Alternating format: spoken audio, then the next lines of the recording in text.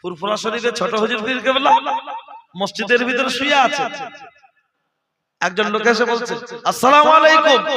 হুজুর কেবলা একটু তন্দ্রা, একটু নিদ্রায় ছিলেন। ওয়া আলাইকুম আসসালাম ওয়া রাহমাতুল্লাহি ওয়া বারাকাতুহু। মুস্তাফা হলো হুজুর ব্যাগটা নিয়ে রাখেন, আমি চলে যাওয়ার পরে দেখবেন। ব্যাগটা খুলে দেখলেন এক ব্যাগ টাকা। তৎকালীন সময় অনেকটা টাকা। ছোট হুজুর পীর কেবলা ব্যাগটা হাতে নিয়ে যাচ্ছেন কার কাছে? মেজো ভাই অর্থাৎ মুফতি আজম বাংলা আসাম মেজলা হুজুর পীর কেবলার কাছে কি দৌড়াচ্ছে, মেজো ভাই এই টাকাটা এসে আমাকে একজন দিল, এটা কি আমার খাওয়া যাবে? ছোট হুজুর কথাটা শুনে মেজো হুজুর একটু চুপচাপ থেকে বললেন, ছোট ভাই আজকের দিনে তোমার বাড়িতে রান্না হবে, চাল আছে? ছোট হুজুর চুপচাপ মেরে আছে, মানে নেই।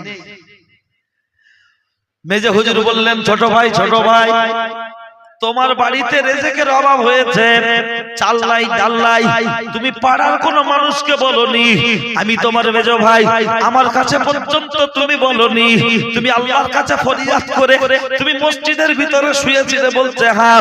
বলছে আমার আল্লাহ কোন না কোন বান্দার মাধ্যমে তোমার রেজেকের ব্যবস্থা করে দিয়েছে। একবার জোরে বলুন সুবহানাল্লাহ। কোথায় আছে জুনায়েদ বাগদাদি? লোকের বাড়ি খেতে গিয়েছে দাওয়াত, আমি যেমন এসেছি আমাদেরকে নাস্তা দেওয়া হয় কি হয় না? হুজুরকে খেতে দিয়েছে কষার রুটি, একটা কাক উড়ে আসলো, ছো মেরে রুটি নিয়ে চলে গেল। জুনায়েদ বাগদাদি খুব রেগে গেল, গিয়ে কাকের পিছনে পিছনে দেখছে রুটিটা কোথায় নিয়ে যায়। কাক যাচ্ছে উপরে, হুজুর যাচ্ছে নিচে দিয়ে। জীবনে কি হুজুর কাকের পিছন ধরতে পারবে? নিচে জল পানি খাল পুকুর বিল গাছপালা থাকবে, কাক উপরে। হুজুর নজর দিয়ে গিয়ে দেখলো ওই কাকটা একটা গাছের উপরে গিয়ে বসেছে। হুজুর টার্গেট করে করে গিয়ে দেখছে ওই কাক একটা মানুষের কাঁধের উপরে গিয়ে বসে, কাঁধের উপরে গিয়ে বসে ঠোঁট দিয়ে পা দিয়ে রুটিটাকে ছিঁড়ে ছিঁড়ে ছিঁড়ে ছিঁড়ে ওই হাত পা বাঁধা অবস্থায় গাছের গায়ে একটা মানুষ বাঁধা আছে, তাকে এরকম রুটিটা কাক ঠেলে ঠেলে গালে দিচ্ছে।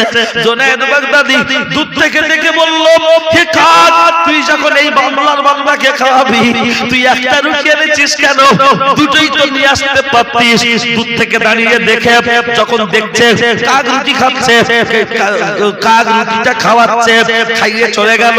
জিজ্ঞাসা করা হচ্ছে, ওগো আল্লাহর বান্দা, তোমার কি খবর তুমি একটু বলো। আল্লাহর বান্দা বলতে লাগলো, আমাকে ডাকাতের দলেরা আমার মেরে ধরে চোখ অন্ধ করে দিয়ে গাছের গায়ে বেঁধে দিয়েছে। আমি আল্লাহর কাছে ফরিয়াদ করেছিলাম, ওগো আমার আল্লাহ, মশা মাছি ছাল পোকা যদি খেতে পাই, আমি তোমার বান্দা, আমি কি খেতে পাবো না?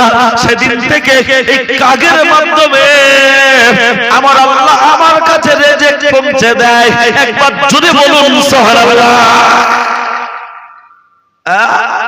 আল্লাহ রেজেক পৌঁছে দিচ্ছে। এই উপস্থিত জনমণ্ডলী, যদি আপনাকে আমাকে আল্লাহ বিভিন্ন ভাবে যদি রেজেক পৌঁছে দেয়, তাহলে আমরা আশরাফুল মাখলুকাত কেন সুদ খাবো? হ্যাঁ, আল্লাহ রেজেক পৌঁছাবে, যদি দেয় নয় দেবেন। আপনি আল্লাহর জন্য কতটুকু কি কাজ করেছেন, কতটুকু সময় দিয়েছেন? কথা বাড়াবো না, সংক্ষিপ্ত করব।